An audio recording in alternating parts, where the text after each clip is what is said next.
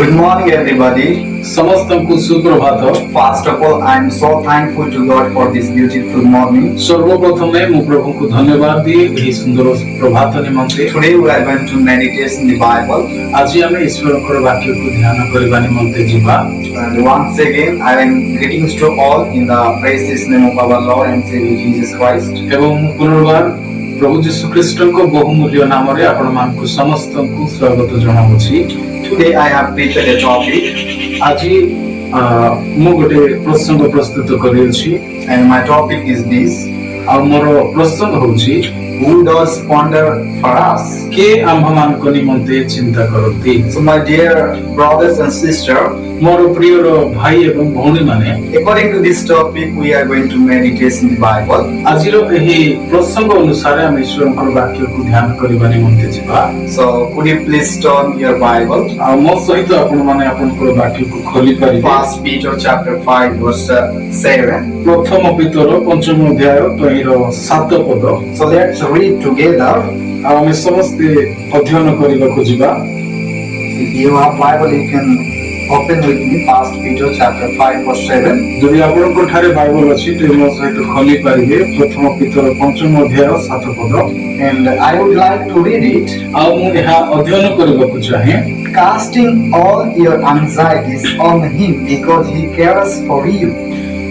ତୁମମାନଙ୍କ ସମସ୍ତ ଚିନ୍ତାର ଭାର ତାହାଙ୍କ ଉପରେ ପକାଅ କାରଣ ସେ ତୁମମାନଙ୍କ ନିମନ୍ତେ ଚିନ୍ତା କରନ୍ତି।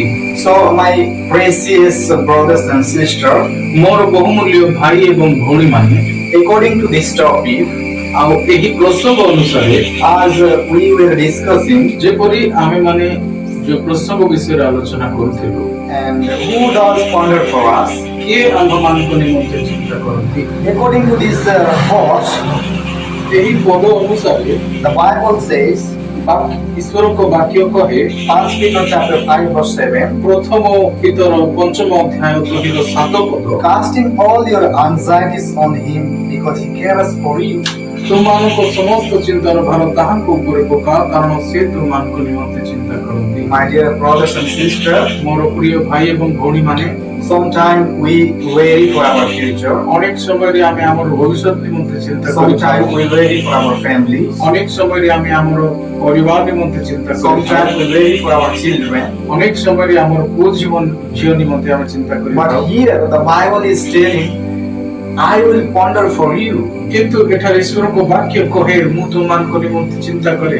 That means we no need to worry for anything. ଏହାର ଅର୍ଥ ଆମେ କୌଣସି ବିଷୟ ନିମନ୍ତେ ଚିନ୍ତା କରିବା ଆବଶ୍ୟକ ନୁହେଁ। Here the word of God is giving us hope. କାରଣ ଏଠାରେ ଈଶ୍ୱରଙ୍କର ବାକ୍ୟ ଆମମାନଙ୍କ ନିମନ୍ତେ ଏକ ଆଶା ଦେଉଅଛି।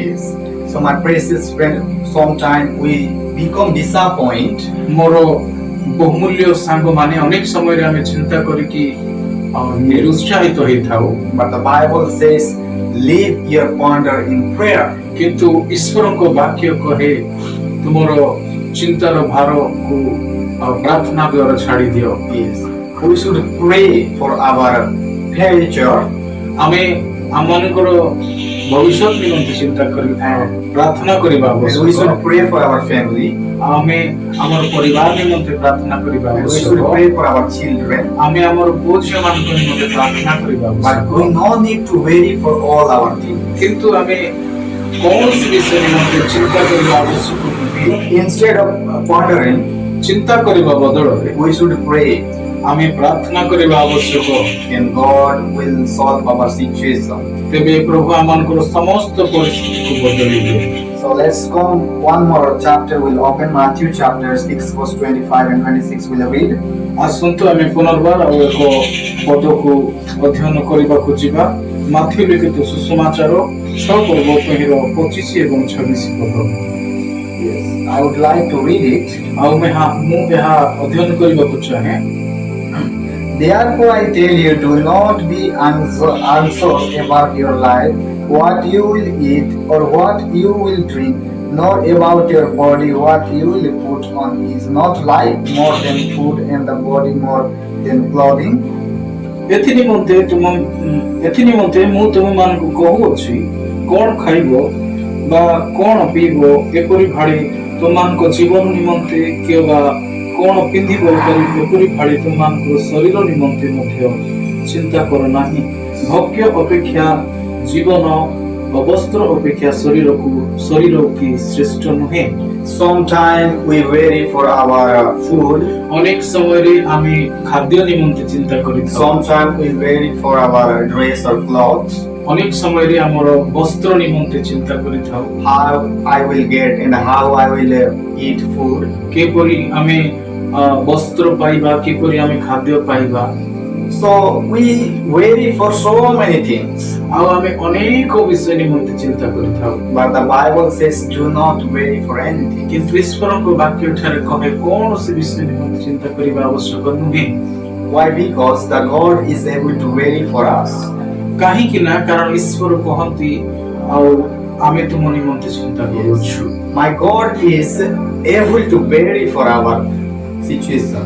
ମୋର ପରମେଶ୍ୱର ଆଉ ଆମର ସମସ୍ତ ଚିନ୍ତାର ଭାରକୁ ନେବାର ସକ୍ଷମ ଅଟନ୍ତି। Yes. And verse 26 says, look at the birds of the air. They neither sow nor reap nor gather into barns, and yet your heavenly Father feeds them. Are you not of more value than they?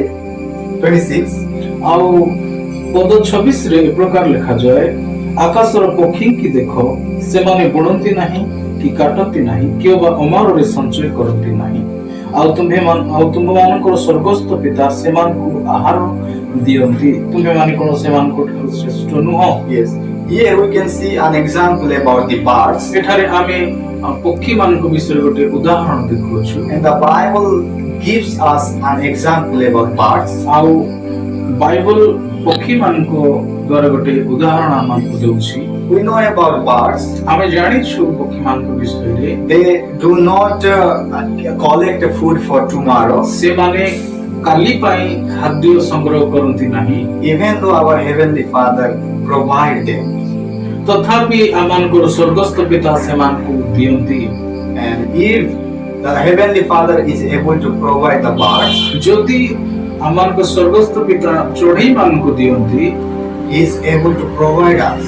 ତେବେ ସେ ଆମମାନଙ୍କୁ ମଧ୍ୟ ଦେବାର ସକ୍ଷମ ରଖନ୍ତି।